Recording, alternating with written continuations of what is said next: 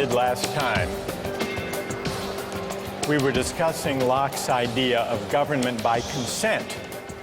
And the question arose, what are the limits on government that even the agreement of the majority can't override? That was the question we ended with. We saw, in the case of property rights, that on Locke's view,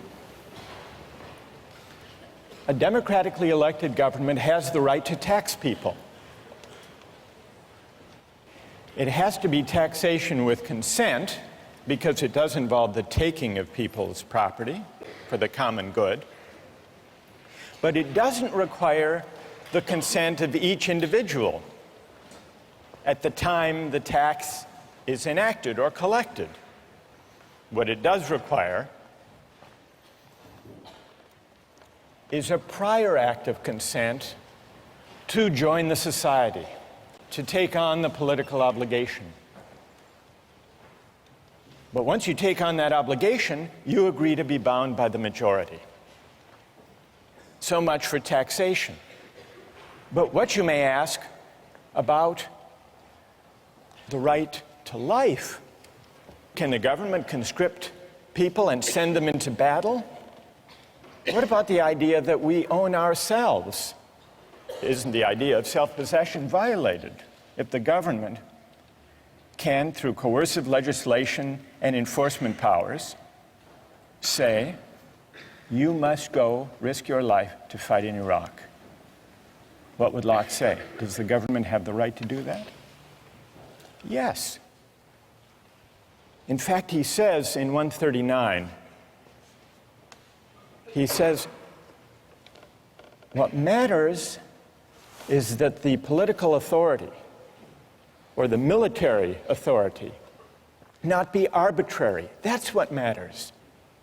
And he gives a wonderful example. He says a sergeant, even a sergeant, let alone a general, a sergeant can command a soldier to go right up to the face of a cannon where he is almost sure to die. That the sergeant can do.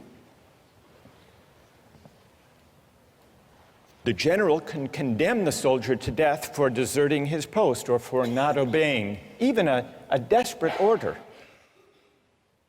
But with all their power over life and death, what these officers can't do is take a penny of that soldier's money. Because that has nothing to do with the rightful authority. That would be arbitrary, and it would be corrupt. So consent winds up being very powerful in Locke, not consent of the individual to the particular tax or military order, but consent to join the government and to be bound by the majority in the first place. That's the consent that matters. And it matters so powerfully that even the limited government created by the fact that we have an unalienable right to life, liberty, and property, even that limited government is only limited in the sense that it has to govern by generally applicable laws, the rule of law. It can't be arbitrary. That's Locke. Well, this raises a question about consent. Why is consent such a powerful moral instrument in creating political authority and the obligation to obey?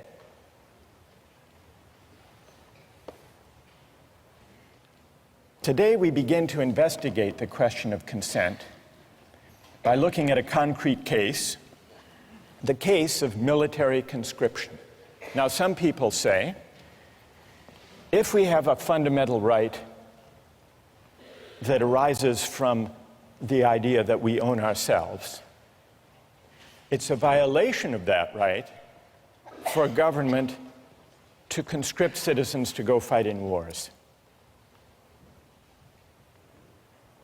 Others disagree. Others say that's a legitimate power of government, of democratically elected governments anyhow, and that we have an obligation to obey.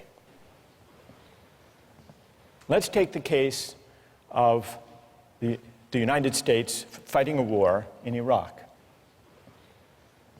News accounts tell us that the military is having great difficulty meeting its recruitment targets.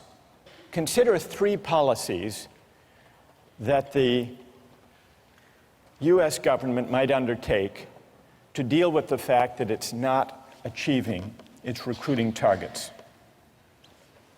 Solution number 1, increase the pay and benefits to attract a sufficient number of soldiers. Option number 2, shift to a system of military conscription. Have a lottery, and whosever numbers are drawn go to fight in Iraq. System number 3, outsource. Hire what traditionally have been called mercenaries. People around the world who are qualified, able to do the work, able to fight well, and who are willing to do it for the existing wage. So let's take a quick poll here. How many favor increasing the pay? Huge majority. How many favor going to conscription? 1, 2. All right, maybe a dozen people in the room favor conscription. What about the outsourcing solution?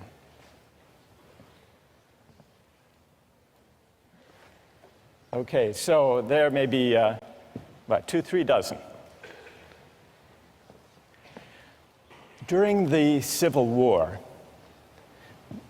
the Union used a combination of conscription and the market system to fill the ranks of the military to fight in the Civil War.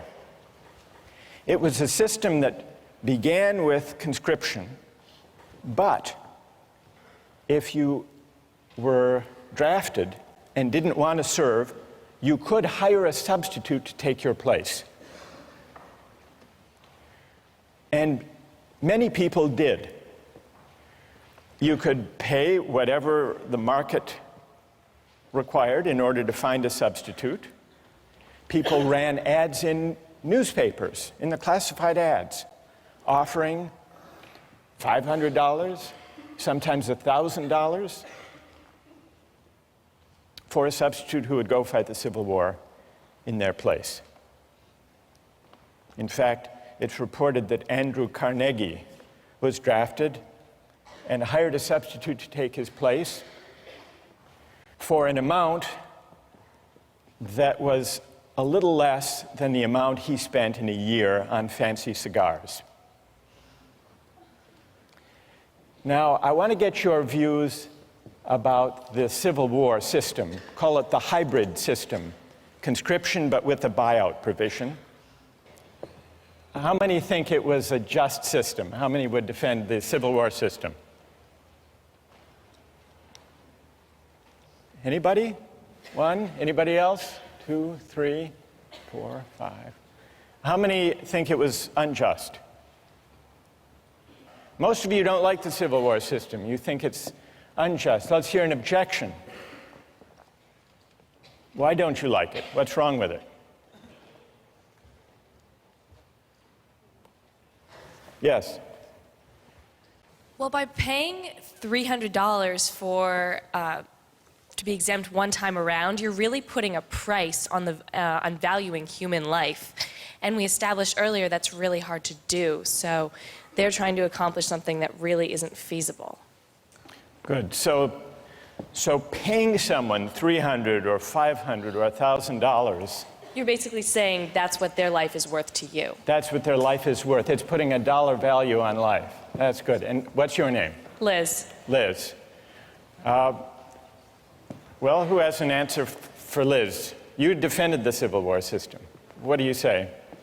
If you don't like the price, then you have the freedom to not be sold or hire. So it's completely up to you, and I don't think it's necessarily putting a specific price on you. And if it's done by himself, I don't think there's anything necessarily morally wrong with that. So the person who takes the $500, let's say, he's putting his own price on his life, or on the risk of his life, Right.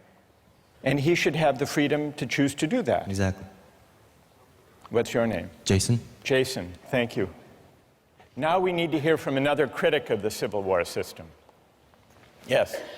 It's a kind of coercion almost to people who have lower incomes. For Carnegie, he can totally ignore the draft. $300 Right. is, irrelevant in terms of his income. For Right. someone of a lower income, they're essentially being coerced to be drafted, or it's probably they're not able to find a replacement. Or Tell me your name. Sam. Sam. All right, so you say, Sam, that when a poor laborer accepts $300 to fight in the Civil War, he is in effect being coerced by that money given his economic circumstances. Whereas Carnegie can go off, pay the money, and not serve. All right, I want to hear if someone has a reply to Sam's argument that what looks like a free exchange is actually coercive. Who has an answer to Sam? Go ahead. I'd actually agree with him in saying You that... agree with Sam? I agree with him in saying that it is coercion in the sense that it robs the individual of his ability to reason properly. Okay, and what's your name? Raul? All right, so Raul and Sam agree that what looks like a free exchange, free choice, voluntary act, is actually, it involves coercion. It's profound coercion of the worst kind because it falls so disproportionately upon one segment of the society. Good. All right, so Raul and Sam have made a powerful point. Who would like to reply? Who has an answer for Sam and Raul? Go ahead. I don't think that these drafting systems are really terribly different from, all volunteer army sort of recruiting strategies. The whole idea of, having benefits and pay for joining the army is, sort of a coercive strategy to get people to join. It is true that military volunteers come from disproportionately, lower economic status, and also, from certain regions of the country where you can use like the patriotism to try and coerce people to feel like it's the right thing to do to volunteer and go over to Iraq. And tell me your name. Emily. All right, Emily says, and Raul, you're going to have to reply to this, so get ready. Emily says, fair enough, there is a coercive element to the Civil War system when the laborer takes the place of Andrew Carnegie for $500. Emily concedes that. But she says, if that troubles you about the Civil War system, shouldn't that also trouble you about the volunteer army today? And before you answer, how did you vote on the first poll? Did you defend the volunteer army? I didn't vote. You didn't vote? No. By the way, you didn't vote. Did you sell your vote to the person sitting next to you? No. All right. So what would you say to that argument?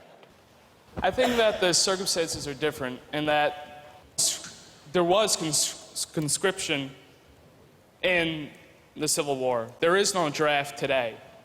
And I think that the volunteers for the Army today have a more profound sense of patriotism that is of an individual choice than those who were forced into the military in the Civil War. Somehow less coerced. Less coerced. Even though there is still inequality in American society, even though, as Emily points out, the makeup of the American military is not reflective of the population as a whole. Let's just do an experiment here. How many here have either served in the military or have a family member who has served in the military? In this generation, not parents, family members, in this generation. And how many have neither served nor have any brothers or sisters who have served? Does that bear out your point, Emily? All right, now we need to hear from, most of you defended the idea of the all-volunteer military, overwhelmingly. And yet, overwhelmingly, people considered the Civil War system unjust.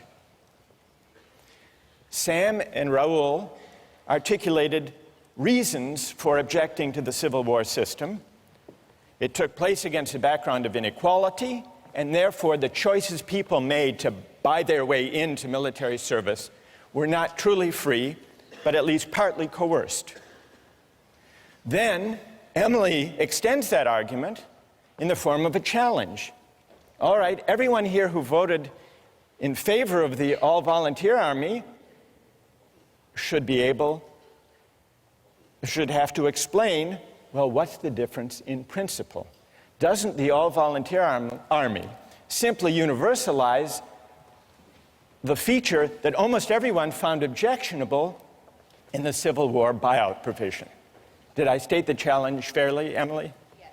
Okay, so we need to hear from a defender of the all-volunteer military who can address Emily's challenge. Who can do that? Go ahead.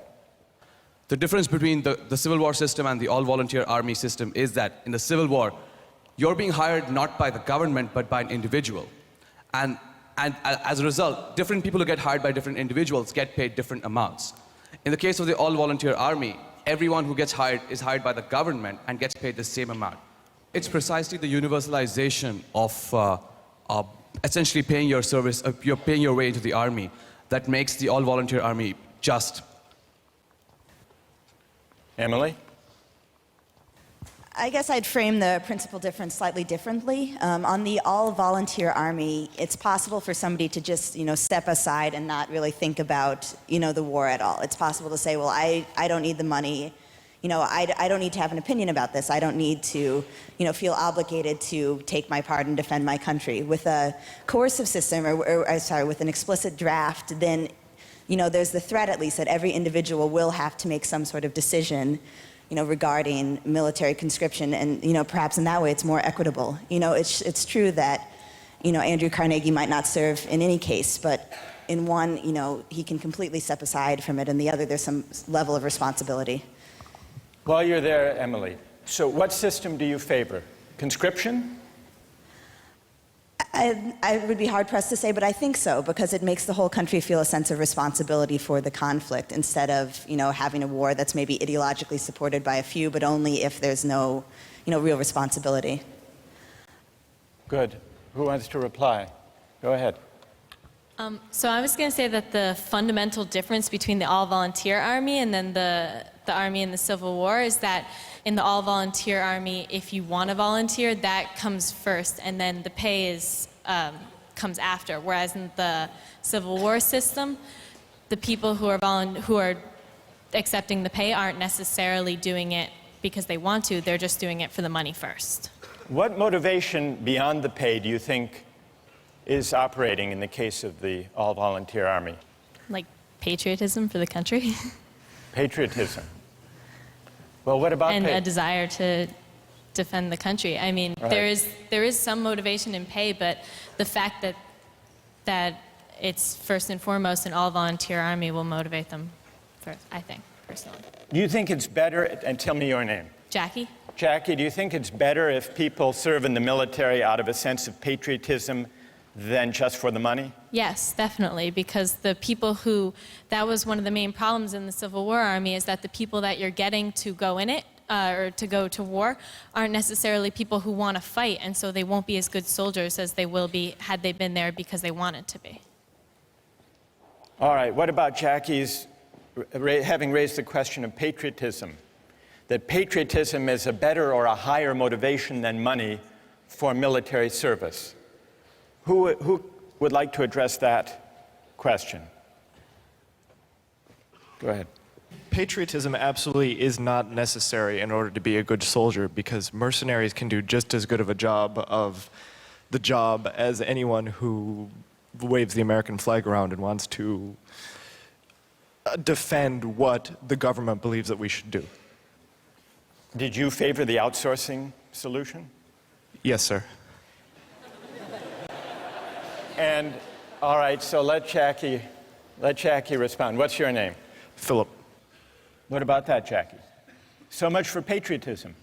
If you've got someone whose heart is in it more than another person's, they're going to do a better job. When it comes down to the wire and there's like a situation in which someone has to put their life on the line, someone who's doing it because they love this country will be more willing to go into danger than someone who's just getting paid. They don't care. They've got the technical skills, but they don't care what happens because they have nothing invested in this country. There's another aspect, though. Once we get onto the issue of patriotism, if you believe patriotism, as Jackie does, should be the foremost consideration and not money, does that argue for or against the paid army we have now? We call it the volunteer army, though if you think about it, that's a kind of misnomer. A volunteer army, as we use the term, is a paid army. So what about the suggestion that patriotism should be the primary motivation for military service, not money? Does that argue in favor of the paid military that we have, or does it argue for conscription? And just to sharpen that point, building on Phil's case for outsourcing, if you think that the all-volunteer army, the paid army, is best because it lets the market allocate positions according to people's preferences and willingness to serve for a certain wage, doesn't the logic that takes you from a system of conscription to the hybrid Civil War system, to the all-volunteer army, doesn't the idea of expanding freedom of choice in the market, doesn't that lead you all the way, if you follow that principle consistently, to a mercenary army? And then if you say no, Jackie says no, patriotism should count for something, doesn't that argue for going back to conscription, if by patriotism you mean a sense of civic obligation? Let's see if we can step back from the discussion that we've had and see what we've learned about consent as it applies to market exchange. We've really heard two arguments against the use of markets and exchange in the allocation of military service. One was the argument raised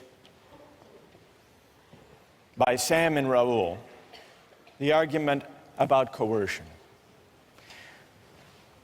The objection that letting the market allocate military service may be unfair and may not even be free if there's severe inequality in the society, so that people who buy their way into military service are doing so not because they really want to, but because they have so few economic opportunities that that's their best choice. And Sam and Raoul say there's an element of coercion in that. That's one argument. Then there is a second objection to using the market to allocate military service. That's the idea that military service shouldn't be treated as just another job for pay because it's bound up with patriotism and civic obligation.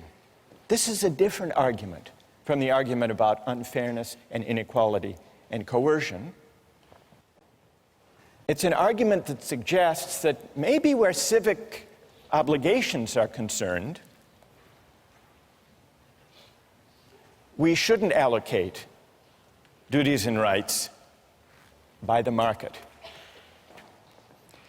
Now, we've identified two broad objections. What do we need to know to assess those objections? To assess the first, the argument from coercion, inequality, and unfairness, Sam, we need to ask what inequalities in the background conditions of society undermine the freedom of choices people make to buy and sell their labor. Question number one. Question number two, to assess the civic obligation patriotism argument, we have to ask, what are the obligations of citizenship? Is military service one of them or not? What obligates us as citizens? What is the source of political obligation? Is it consent, or are there some civic obligations we have even without consent, for living and sharing in a certain kind of society? We haven't answered either of those questions, but our debate today about the Civil War system and the all-volunteer army has at least raised them, and those are questions we're going to return to in the coming weeks.